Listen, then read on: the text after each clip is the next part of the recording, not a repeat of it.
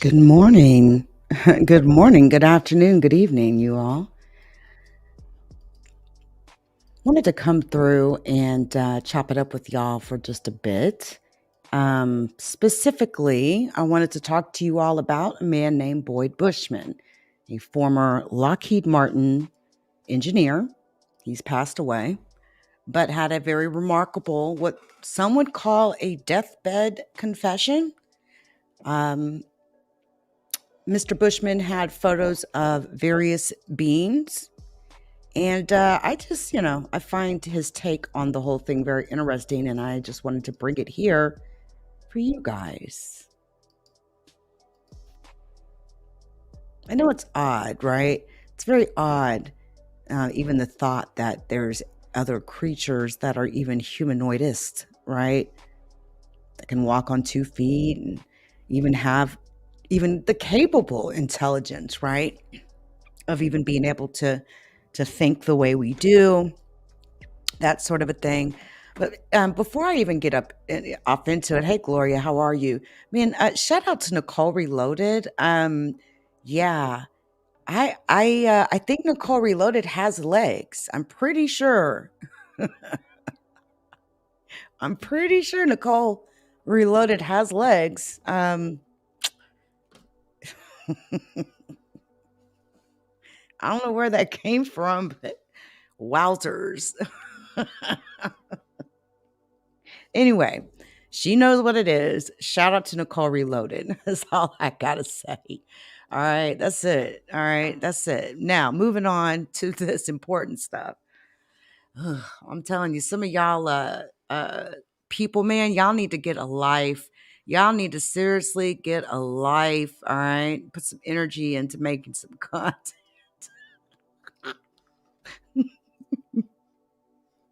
Before I get into the story of Boyd Bushman, just listen to this for a second. Had really occurred. These people have been examined by myself. They've been tested psychologically. They are of above average intelligence. They are sound. I know it's an odd thing to talk about, right? And I always feel so awkward when I'm talking about it with people because, I'm not crazy. All right. I'm fully capable woman. All right. And I have good damn sense.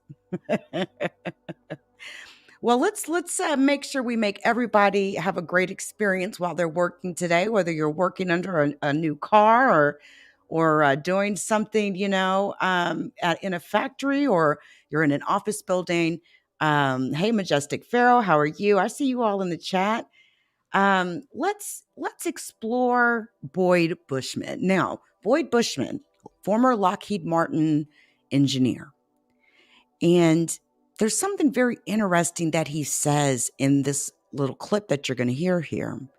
He talks about how when these beings that he had interaction to died, how their spirit or soul would linger for up to 3 days. I just thought that was interesting, right? Because I think that's a question all of us has. What happens when we die? We're all energy at the end of the day. What happens when we die? Do we reincarnate? Do we go on to transcend into something different? Do we just sleep? Because the body rots, but our soul and our consciousness, where does that go?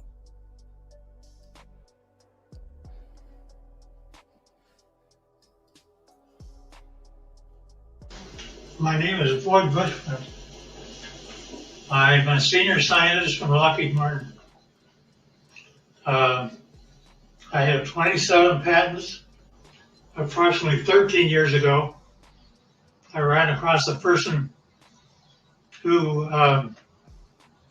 had been given a job by Dr. Teller.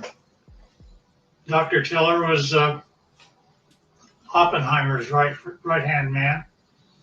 And even after Oppenheimer was thrown out of Area 51, Dr. Teller stayed there and was in charge of several programs. the person that I contact twice to three times per month is the head of that program now. And they continually update me on everything they possibly can. I do have a top secret clearance. I choose, however, for their purposes, not to use it because they, the intelligent ones of me and me, actually believe that a great deal of information should be lifted up from those dark recesses of Area 51 and moved over so people can see it. So that's what began about 13 years ago. Since I am a scientist, I do not believe in theory. I basically say, follow the data, theory be damned. If something can't verify by a physical test that something is true, then I do not care to accept it in that I present. Therefore, everything we present here will be data that comes directly from them through me to you. The subject of today there are those that are acquainted with the fact that there were Phoenix lights that occurred over Phoenix about 2 years ago. They were photographed, and those really turned out to be just blobs across the Phoenix sky. It turned out to be that a very dear friend of mine took his wife up a mountain on Valentine's Day, and they took a photograph of Tucson. Turned out to be, when they developed the film, there were a total of 5 UFOs across Tucson proper. And this is Tucson as they saw it. Can you get that?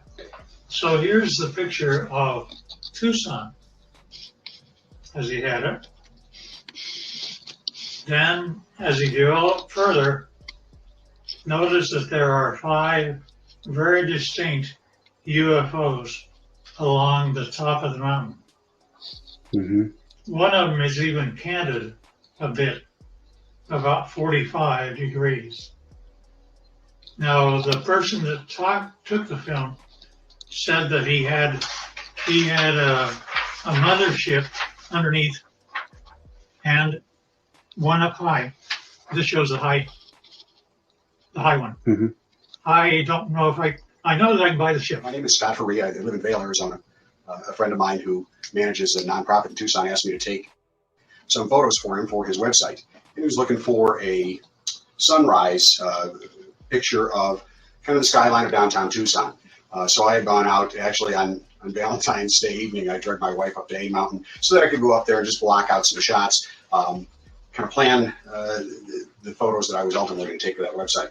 And so we got up on A Mountain just as the sun was setting. I set up my Canon 40D on a tripod, opened the shutter up fully. I really wasn't looking for picture quality. I was, like I said, I was looking to block out where I wanted to set the camera and the angles that I wanted to take. And so I started to click off some photos, and I had these set with a timer release on the shutter so I didn't get any camera vibration because the sun was starting to set. We were running in fairly low light. And I took, I don't know, it was probably 6 or 8 pictures. I figured I'd had enough that I could take a look at tomorrow, take a look at the next day and decide what I liked. So we went out to dinner that night, went home the following day. I uploaded these photos onto my laptop, and I noticed some lights that I really didn't expect to see up above the Santa Catalina Mountains. And upon closer inspection, and as I really ran out the contrast in the photo, I ended up with something that I still can't explain to this day.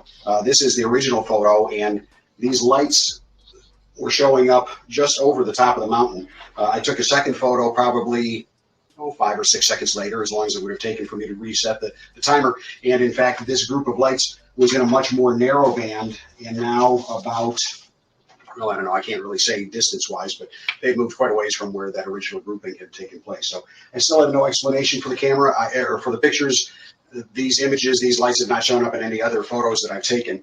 I'm at a loss as to what they might be, and certainly curious as to where those lights came from. Now They certainly are very, I mean, very similar here's images. up and flying.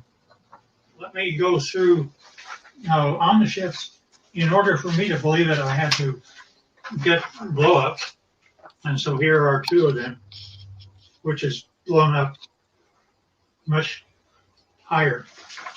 And I think I have one that, yeah, you can see the 45-degree candidate UFO. Now see, the only reason that I bought everything that he said is because my people have been feeding me for 13 years pictures, not only pictures of just plain pictures, but I gave them assignments, being a senior scientist, and they got a picture of up close and personal. This is a UFO which is ready to take off, and it is very up close. And they inform me that there are three elements which the UFO is contained. One is telluride, the other is germanium, the other is palladium. I did not say a metal once. And not only that, but the things pick up and fly using anti-gravity. Now, that's one picture. Here's another picture. In this case, the UFO is not turned on, ready to fly. Therefore, it only shows on the upper part of it. And generally, it's white on the underside when power is applied. Here's also another of the same order. Now, these UFOs are 38 feet in diameter, and it was rather surprising to me, since I actually physically gave them my camera. They took this picture as a UFO was departing.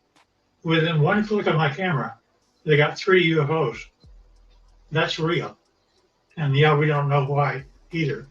Now also, when UFOs come in, they like we have a heads-up display for our pilots. They do too. This is what their pilots see in order to tell them how to come to Area 51 and land. And not only that, they can go to a vertical hole in a mountain over 51 and go down a shaft. They don't have wheels. They don't have anything like that. They take off by going up straight, and then not only that, but they travel extremely rapidly. Their home planet is Quintonia, which is 68 light years from us.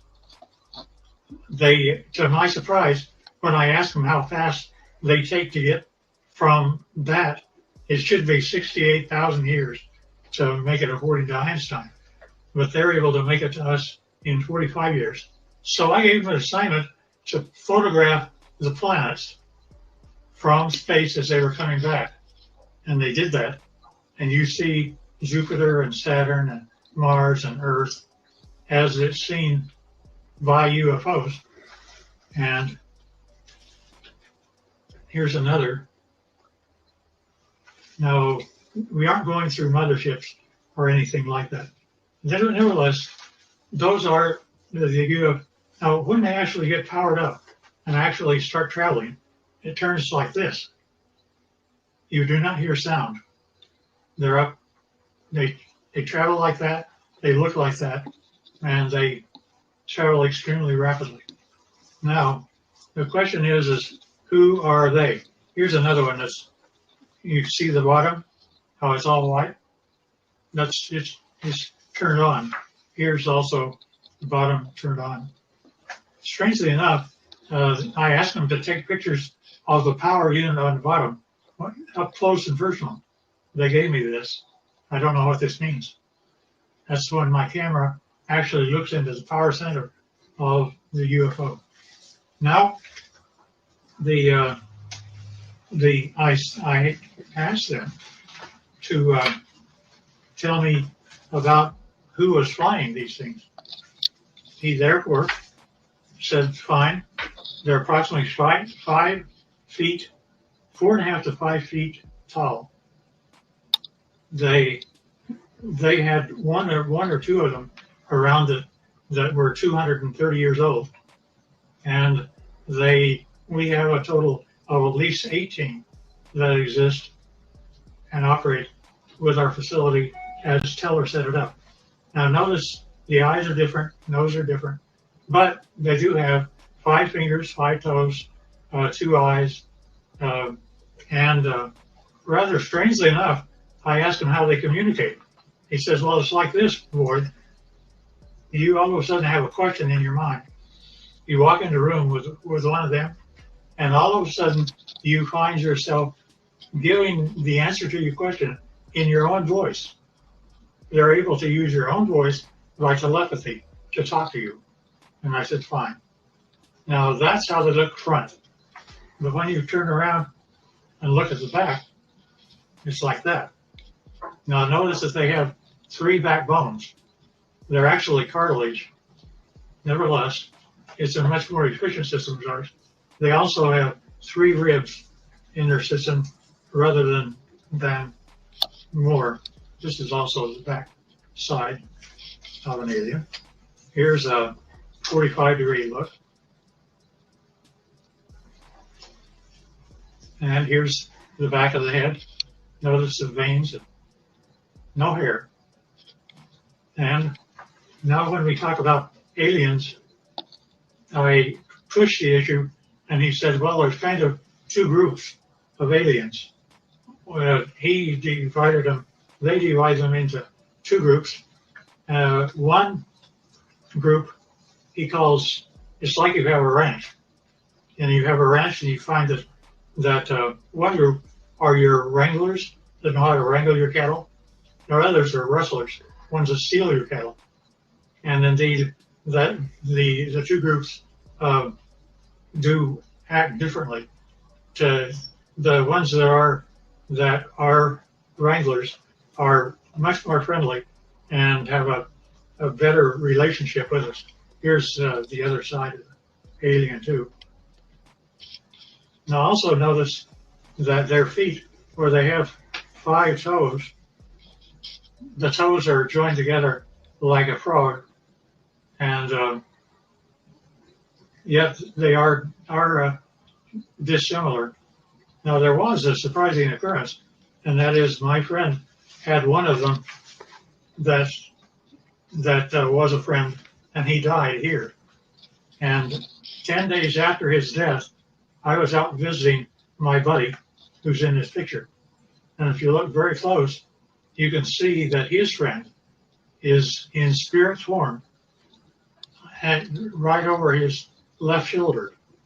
You can also see that the fingers are long, that there is something. We have an expression that basically say when a person dies, they stay around their body for 3 days and then go off, and they basically have the same thing that happens to them.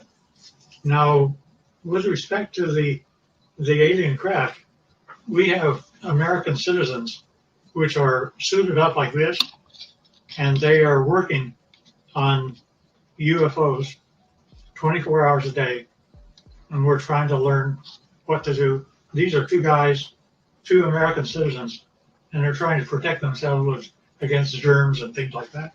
And here's another view of them.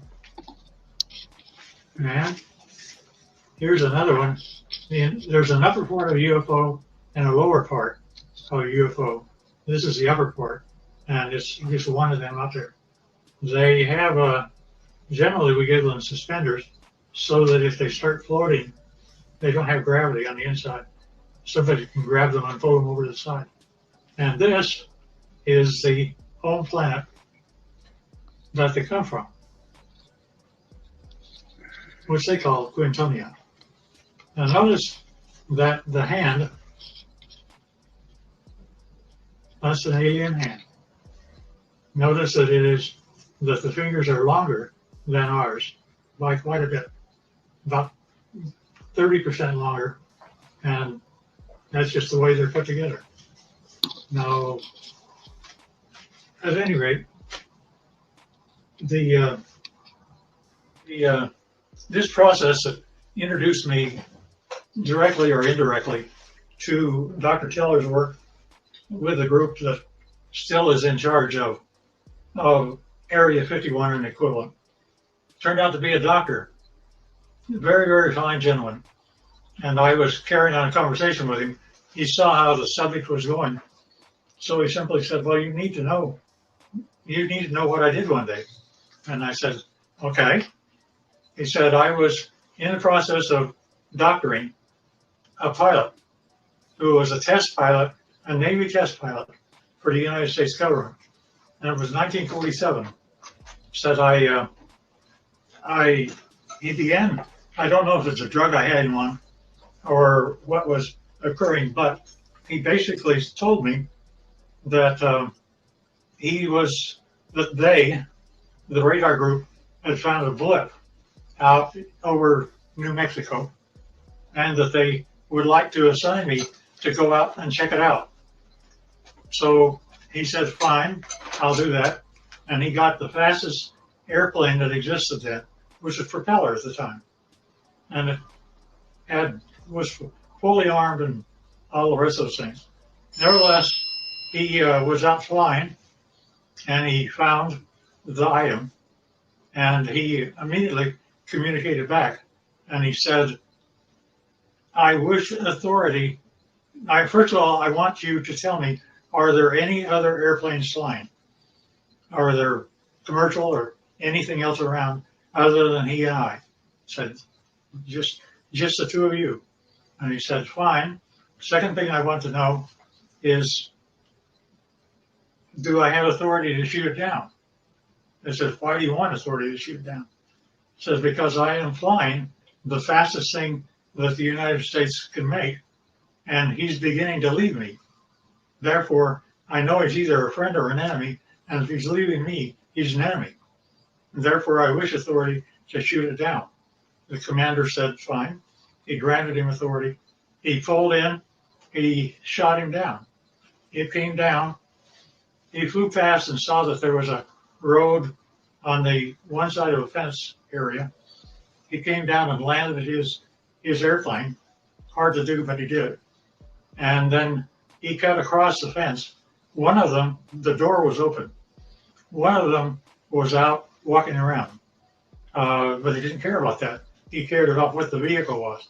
So he went over, and rather strangely enough, when he ducked down, because they're only 5 feet high, he saw that he could see through the walls.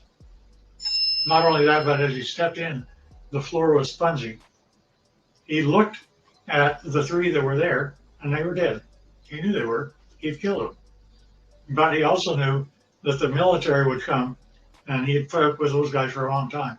So he went back across the barbed wire fence, got in his airplane, and took off. Therefore, he was never briefed out at all. And he didn't give my friend authority to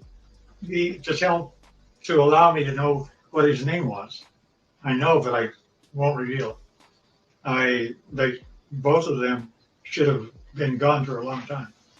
Nevertheless, so when I got up with my contacts in Area 51, I brought up that story, and they said, well, that's totally true, but we can't say it, you can. And that's how they kept me all this time, is I can talk about it, but they can't.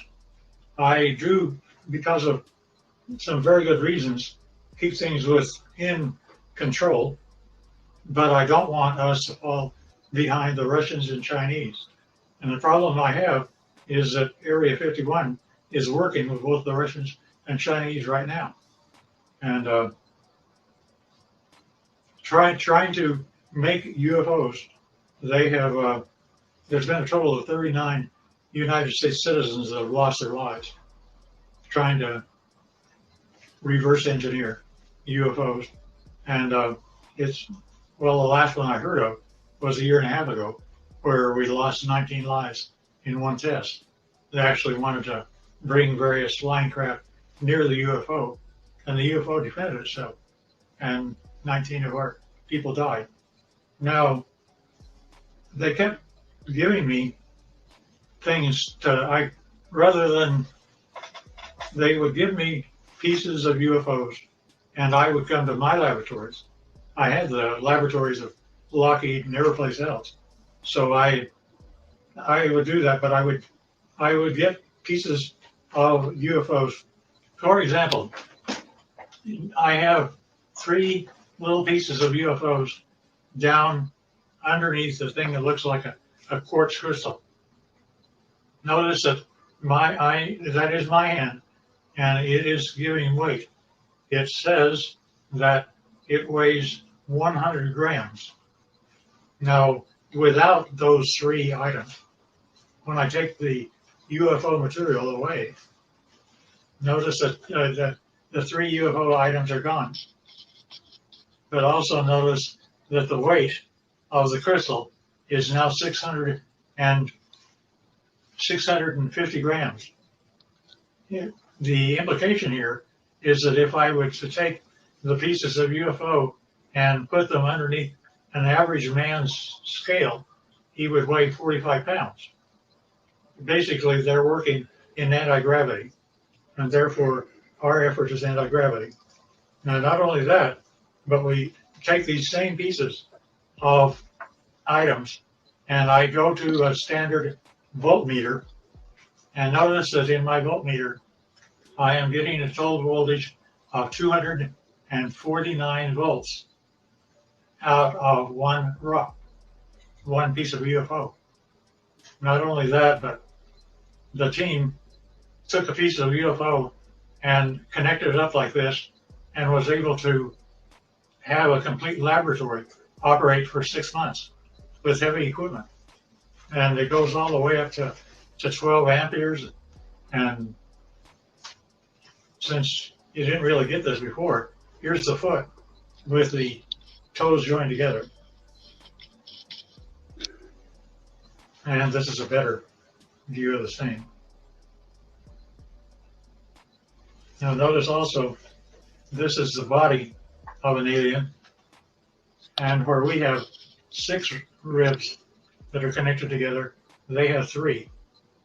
And the total height is less than 5 feet. And they still look like this, not like you and I.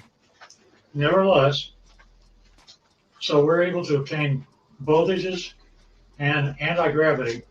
And anti-gravity appears several ways, which is rather unique and nice. Scotty talked about UFOs.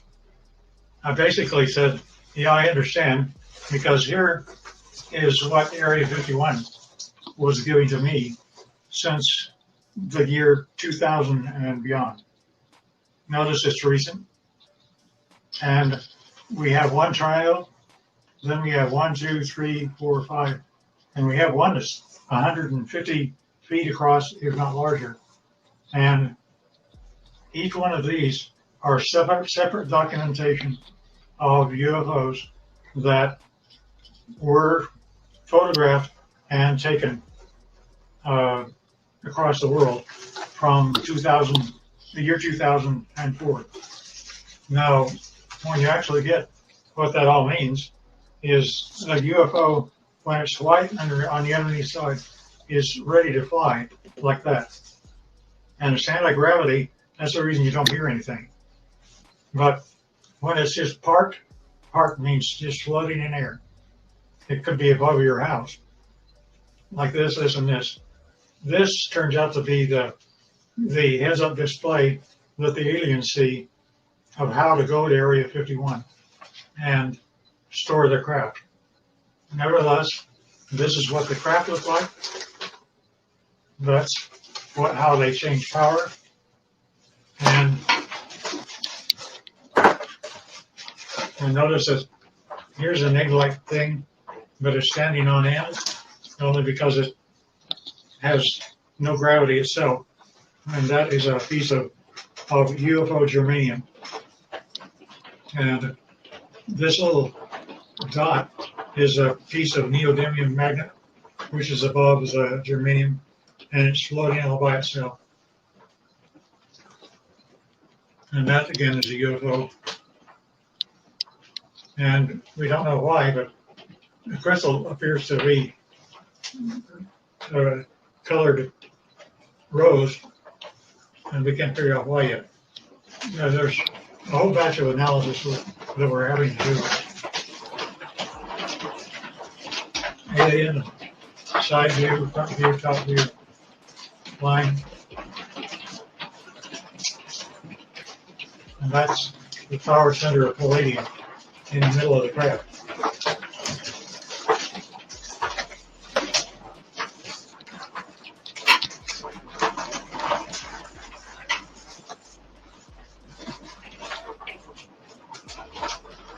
In case I missed anything.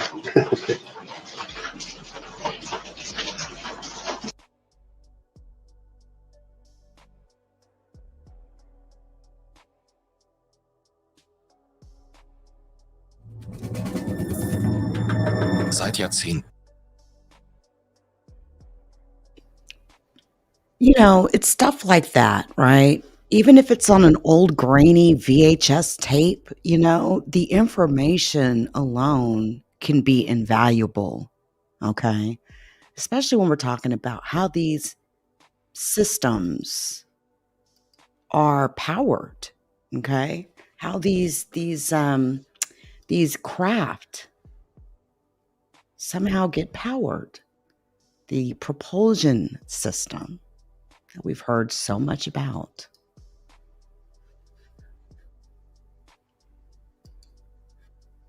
Time and leave their space-time and arrive at ours instantaneously.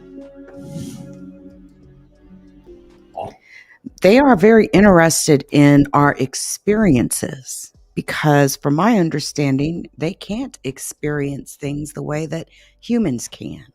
Things like pairing, relationships, love, sex, just the experience of pairing with someone. Now, these beings have the ability to literally open up portals right into your living room. And if you don't believe me, let me tell you about the story of something that happened in Nevada, Area 51, with Urania Mountain. I think I had a live scheduled on this, but I never went live on it. And I will come back and follow up and show you additional, information. But there was an incident that happened in Mount Urania not too long ago. This mountain, well, there's no secret that UFO craft it has been known that we've seen them go into volcanoes. We've seen them go into mountains. There was an intelligence investigator named Richard Doty that went to investigate some things that were going on in Area 51, and he ended up at Urania Mountain. As he was walking in to investigate this mountain, now the Area 51, the colonel there, the general there, they knew there was something going on in the mountain. They knew that there were other beings in the mountain. But I'll put it like this. Somebody made a decision to blow that mountain up. Somebody made a choice and a decision to blow that mountain up. Now, from my understanding, when Doty flew over this mountain, he looked right down in it, a mile down. He could see lights. He could see a ship that was parked inside of this mountain. So when this mountain was blew up, there would have obviously been some form of loss of life, right? This is all classified, by the way. Well, about a month or so later, a very expensive section of Area 51 was absolutely destroyed. Some very expensive equipment, but that wasn't just it.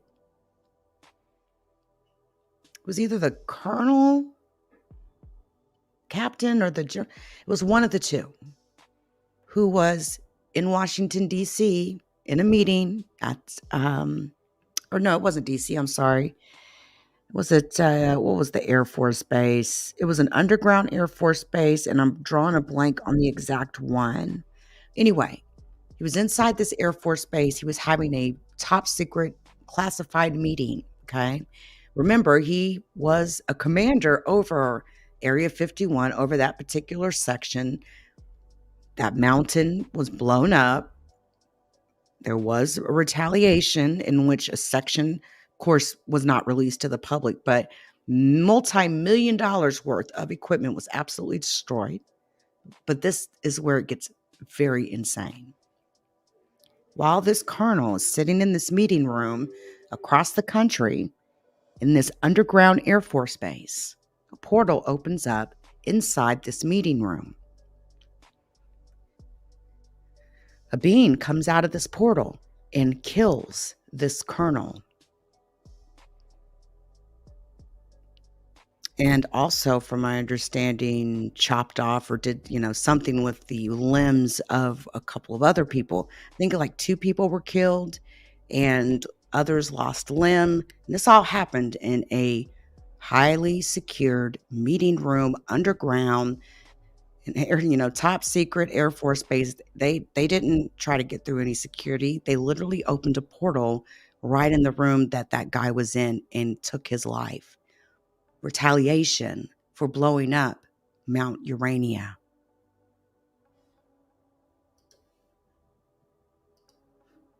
In the battle with in the sky.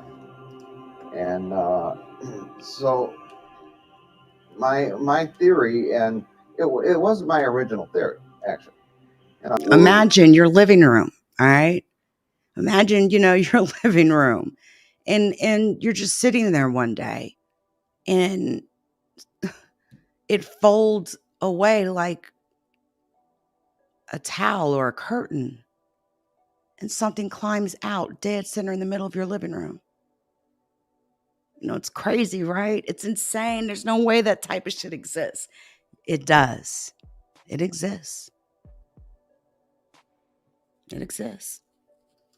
The same type of other dimensional beings that were coming. And just like when Columbus arrived on American shores, just like when Captain Cook arrived in Hawaii, they all revered them as gods because they came over the flat earth, so to speak. All right, I just want to show you this abduction, and then we'll get moving here.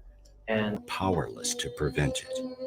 Or even more frightening is the theory that they are in league with the aliens and have signed treaties to allow humans to be taken and used as the aliens see fit. If the government is aware of the abduction phenomenon, would it matter to an abductee? I believe that the government knows so much.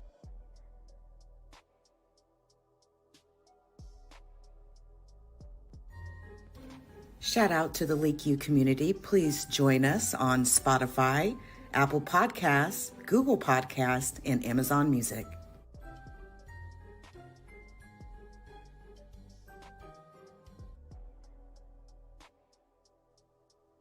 Please hit the like. Thank you. As not only plausible, but self-evident. Dr. David Jacobs, author of The Threat, says the entire abduction event is precisely orchestrated. Probably about the end of that one, but I still have the scar.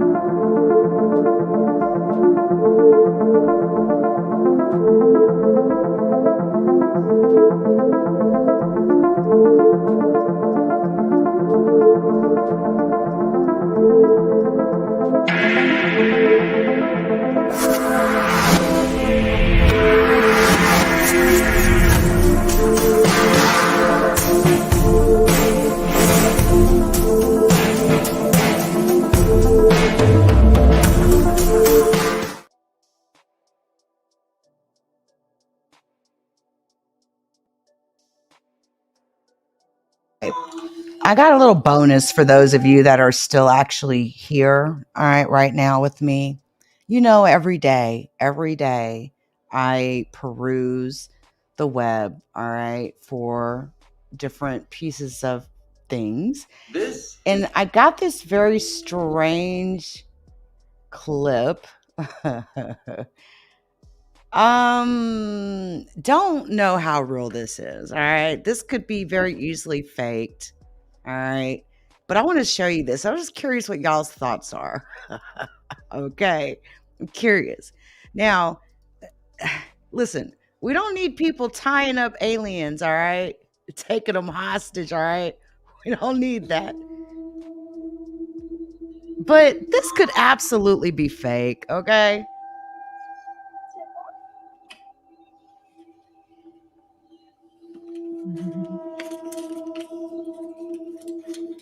But it is a very weird video. But the alien's tied up.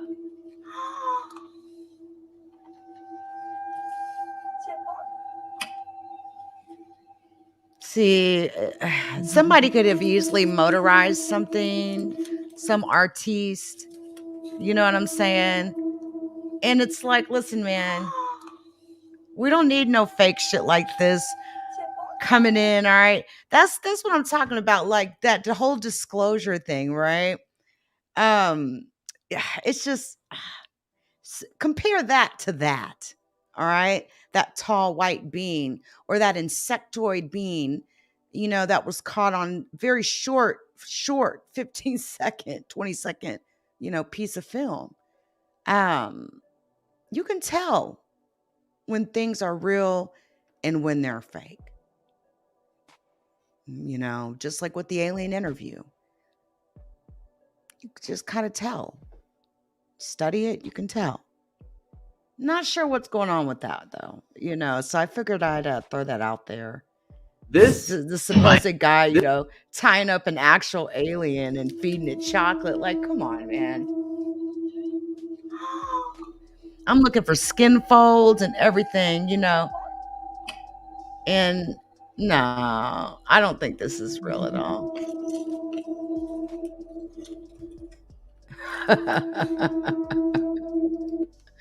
I don't know, man. It's going to get very interesting. I think things are going to get very interesting. That's what I think. I'm out, guys. I'll see y'all when I see you. It's my birthday tomorrow, so I don't know when I'll be back, but I'll see you when I see you guys. Bye.